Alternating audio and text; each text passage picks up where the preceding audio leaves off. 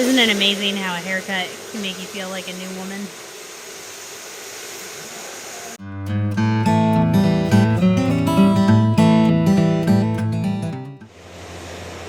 I don't know if you can hear that sound in the background, but today is shearing day! Yay! The girls are all getting haircuts here before they start lambing in just a couple weeks. Normally, we like to shear the middle of November, and by taking that wool off before they're ready to lamb, it makes them a lot cleaner, makes them easier for us to handle, but more importantly, makes it easier for the lamb to find the teats and where it needs to go.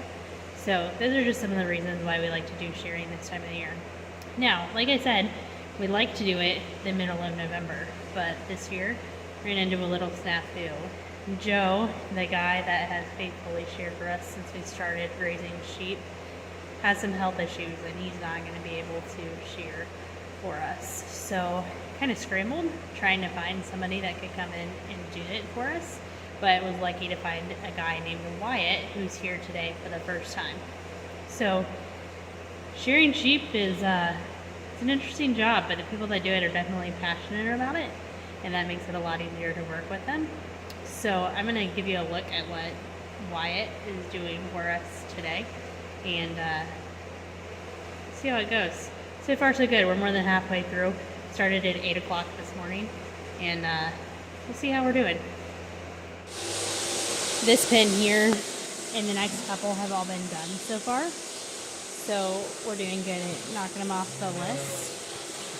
You can tell that they are ready for some hay. So last night about 7 o'clock, about 12 hours before he showed up, we pulled the hay from them. Just makes it a little bit easier for the shearer to handle them. They don't have so much floating around in their rumen. It also makes it a little bit more comfortable for the sheep, because as he's flipping them over and stuff, they're getting moved around a little bit. So if their rumen's more empty, it keeps them a little bit more comfortable.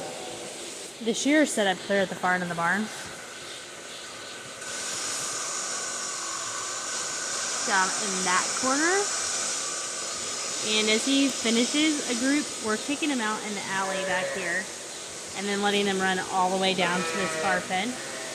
And then we're just kind of hopscotching down the barn. As he pulls in the next group, we shift everybody down one and then leave this pen open. And that's how we're keeping the groups together in what they started with. So there's a few you saw that just jumped through that open gate. That's fine, they can't get anywhere just in that walk-in alley. Walk over here and show you what that looks like.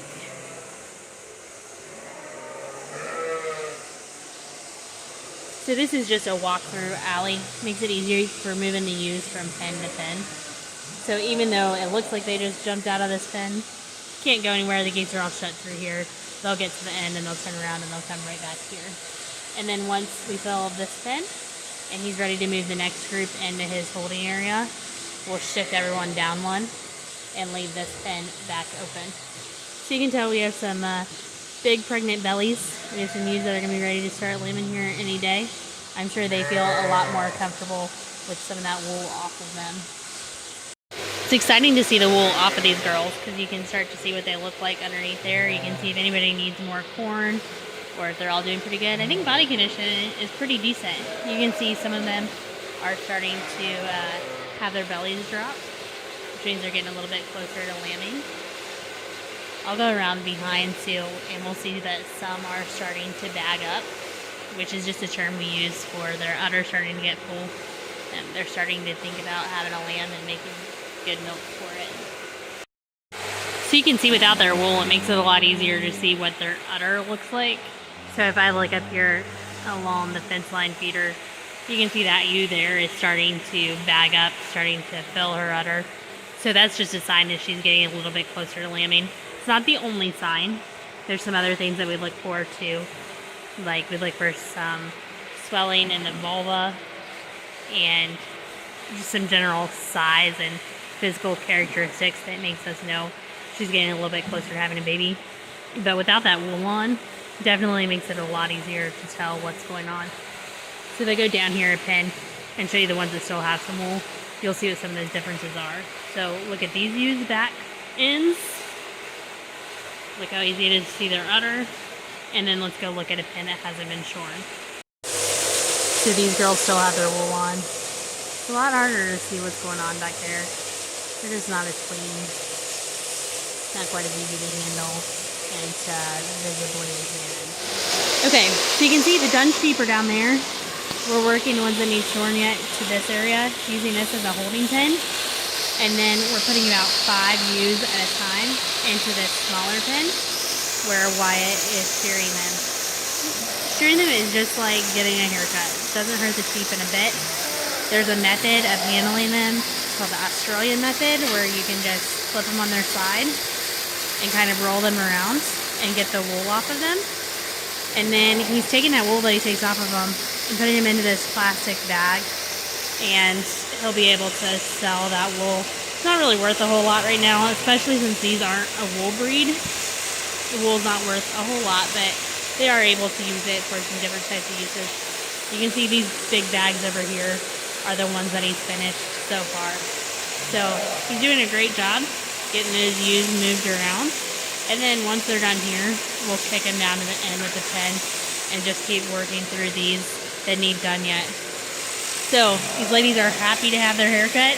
Wyatt's doing a great job, and we're glad that he's here today.